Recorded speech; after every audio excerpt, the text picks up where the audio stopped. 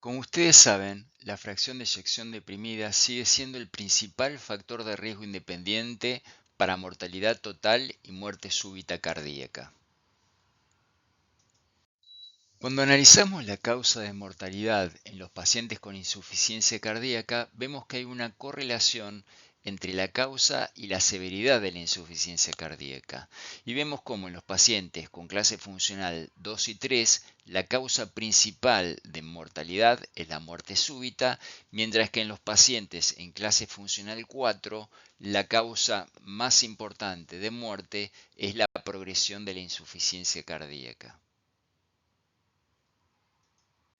¿Y cómo podemos tratar estos pacientes con insuficiencia cardíaca y arritmias ventriculares? Una posibilidad son las drogas antiarrítmicas, otra es la ablación por radiofrecuencia y la tercera, el uso del cardiodesfibrilador implantable. Por supuesto, se pueden combinar esta terapia. Ahora vamos a ver en qué casos elegir cada una. Este trabajo es interesante porque lo que intenta es evaluar la probabilidad de eficacia del tratamiento antiarrítmicos en pacientes con arritmia ventricular. Y lo que se observó fue que los que tenían menos chances de efectividad con el tratamiento antiarrítmico eran aquellos que tenían baja fracción de eyección, un intervalo PQ prolongado, los que tenían insuficiencia cardíaca, los que tenían aneurisma del ventrículo izquierdo, los que tenían edad avanzada, los que tenían diferentes morfologías de taquicardia ventricular inducida en el estudio electrofisiológico y los que tenían insuficiencia aórtica. Un dato no menor a tener en cuenta es la probabilidad de un efecto proarrítmico de las drogas antiarrítmicas.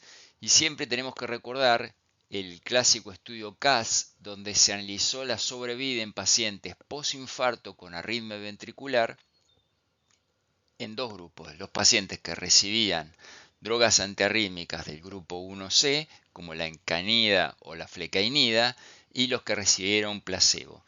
Y si bien las drogas antiarrítmicas disminuían el número de extrasístoles ventriculares, aumentaba la mortalidad por efecto proarrítmico.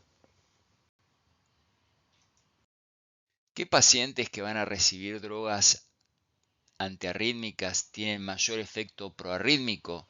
Bueno, aquellos que tienen cardiopatía o baja fracción de eyección, los que tienen alteraciones metabólicas u hidroelectrolíticas. Recordemos que los pacientes con insuficiencia cardíaca por el uso, por ejemplo, de diuréticos tienen mayor riesgo de tener alteraciones hidroelectrolíticas, los que tienen QT prolongado, los que tienen un aumento brusco de la dosis de la medicación que están recibiendo, los que tienen bradicardia, el sexo femenino y los que tienen bloqueo de rama. Este es un metaanálisis donde se analizaron drogas antiarrítmicas en pacientes postinfarto y lo que se observa es claramente que el único que muestra beneficio es el uso del beta bloqueantes. Y vemos cómo los antiarrítmicos clase 1C tienen un incremento en el riesgo de mortalidad.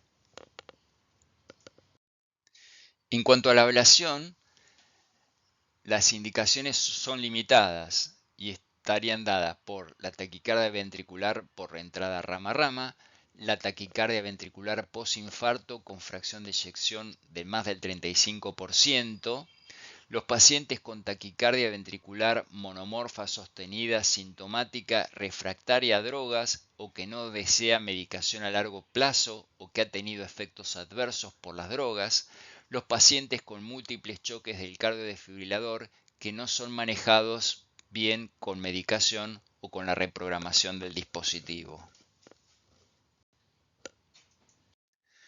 ¿Por qué digo que la indicación de la ablación por radiofrecuencia en pacientes con taquicardia ventricular es limitada?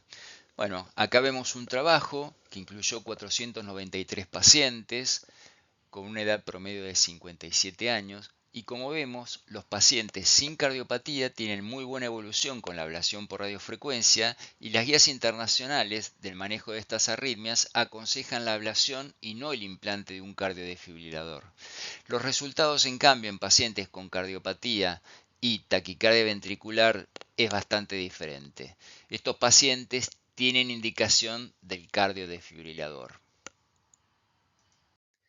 Este es otro trabajo donde se evalúan los resultados de la ablación por radiofrecuencia en pacientes con taquicardia ventricular. Se los dividió en tres grupos.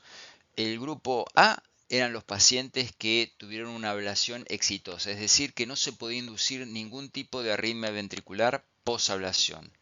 El grupo B eran los que habían tenido una ablación parcialmente exitosa, es decir, no se podía inducir la taquicardia que presentaba clínicamente el paciente, pero con la estimulación se lograban inducir otras morfologías de taquicardia ventricular. Y el grupo C, que eran los que tenían ablación fallida, es decir, que se podían inducir la taquicardia ventricular clínica del paciente. Y como vemos, la mortalidad es menor en los pacientes que tienen una ablación exitosa que en los pacientes que tienen una ablación fallida. El desfibrilador es un dispositivo implantable que busca detectar la taquicardia ventricular o la fibrilación ventricular y en base a sobreestimulación o a un choque eléctrico lograr cortarla. En este gráfico vemos los tres ensayos principales en prevención secundaria para reducción de la mortalidad con la terapia del cardiodesfibrilador: el AVID, el CASH y el SID. El seguimiento promedio fue de 3 años en los tres trabajos y lo que se observa es una reducción de la mortalidad global del 31, 28 y 20% respectivamente y de la mortalidad por arritmias del 56, 59 y 33% respectivamente. En un metaanálisis realizado posteriormente se observa una reducción de la mortalidad total del 27% y una reducción de la mortalidad arrítmica del 52% con el uso del cardiodesfibrilador implantable. Y este es el principal trabajo en pacientes con insuficiencia cardíaca en prevención primaria. Eran pacientes con fracción de eyección menor del 35%, en clase funcional 2-3, el 50%, y el objetivo primario era evaluar la mortalidad total. Se dividió a los pacientes en tres grupos. Un grupo recibió un tratamiento conservador que incluía betabloqueantes, inhibidores de la enzima convertidora y espironolactona. Un grupo que recibía tratamiento antiarrítmico, que era el tratamiento conservador más amiodarona, y un grupo que recibía el tratamiento con el cardiodesfibrilador, que incluía el tratamiento conservador más el implante de un cardiodesfibrilador.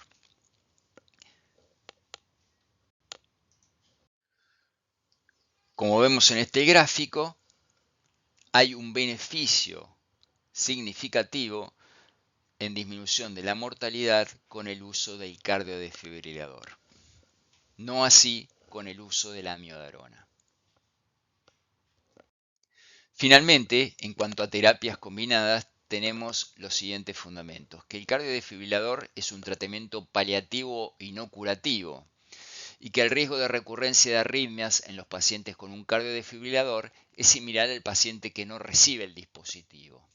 Los choques frecuentes y repetitivos causan disconfort, síncope, baja aceptación del cardiodesfibrilador, empeoramiento de la calidad de vida, reducción de la longevidad del cardiodesfibrilador, empeoramiento de la función cardíaca debido a las arritmias y los choques, y entonces todo lo que podamos hacer para disminuir la necesidad de descarga del desfibrilador son maniobras positivas, y eso incluye tanto el uso de drogas antiarrítmicas como el uso de la ablación por radiofrecuencia.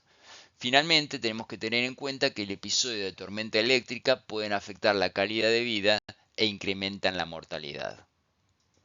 Y acá vemos una presentación en base al MADID-2, donde se observa que los pacientes que tienen choque tienen peor sobrevida que los pacientes que no tienen terapia antiarrítmica. Y acá no solo depende del choque en sí, sino de la causa que genera el choque. Tienen peor sobrevida aquellos que tienen episodios de fibrilación ventricular que aquellos que tienen terapia por taquicardia ventricular.